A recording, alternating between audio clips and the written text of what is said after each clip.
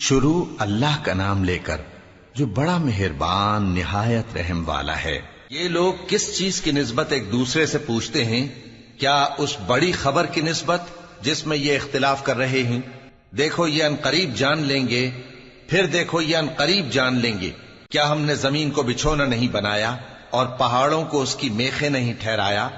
اور ہم نے تم کو جوڑا جوڑا پیدا کیا اور نیند کو تمہارے لیے موجب آرام بنایا اور رات کو پردہ مقرر کیا اور دن کو معاش کا وقت قرار دیا، اور تمہارے اوپر 7 مضبوط آسمان بنائے اور آفتاب کا روشن چراغ بنایا، اور نچڑتے بادلوں سے موسلا دھار میں برسایا تاکہ ہم اس سے اناج اور نباتات پیدا کریں اور گھنے گھنے باغ۔ بے شک فیصلے کا دن مقرر ہے، جس دن سور پھونکا جائے گا تو تم لوگ فوج در فوج موجود ہوگے، اور آسمان کھولا جائے گا تو اس میں دروازے ہو جائیں گے، اور پہاڑ چلائے جائیں گے تو وہ ریت ہو کر رہ جائیں گے۔ بے شک دوزخ گھات میں ہے، یعنی سرکشوں کے لیے کہ ان کا وہی ٹھکانہ ہے، اس میں وہ صدیوں پڑے رہیں گے۔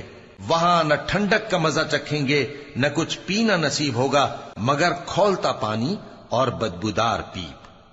یہ بدلہ ہے ان کے اعمال کے موافق۔ یہ لوگ حساب آخرت کی امید ہی نہیں رکھتے تھے اور ہماری آیتوں کو مسلسل جھٹلاتے رہتے تھے، اور ہم نے ہر چیز کو لکھ کر محفوظ کر رکھا ہے۔ سو اب مزہ چکھو، ہم تم پر عذاب ہی بڑھاتے جائیں گے۔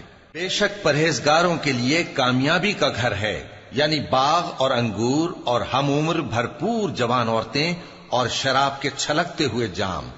وہاں وہ نہ بیہودہ بات سنیں گے نہ جھٹلانے کی باتیں۔ اے نبی صلی اللہ علیہ وآلہ وسلم، یہ تمہارے پروردگار کی طرف سے صلہ ہوگا جو حساب کے مطابق انعام ہوگا۔ وہ پروردگار کہ جو کچھ آسمانوں اور زمین میں اور جو ان دونوں کے درمیان ہے سب کا مالک ہے، بڑا مہربان ہے، کسی کو اس سے بات کرنے کا یارہ نہ ہوگا۔ جس دن جبریل امین اور دوسرے فرشتے صف باندھ کر کھڑے ہوں گے تو کوئی بول نہ سکے گا مگر جس کو رحمان اجازت بخشے اور وہ بات بھی درست ہی کہے۔ یہ دن برحق ہے، پس جو شخص چاہے اپنے پروردگار کے پاس ٹھکانہ بنا لے۔ ہم نے تم کو عذاب سے جو قریب آنے والا ہے آگاہ کر دیا ہے، جس دن ہر شخص ان اعمال کو جو اس نے آگے بھیجے ہوں گے دیکھ لے گا، اور کافر کہے گا کہ اے کاش میں مٹی ہوتا۔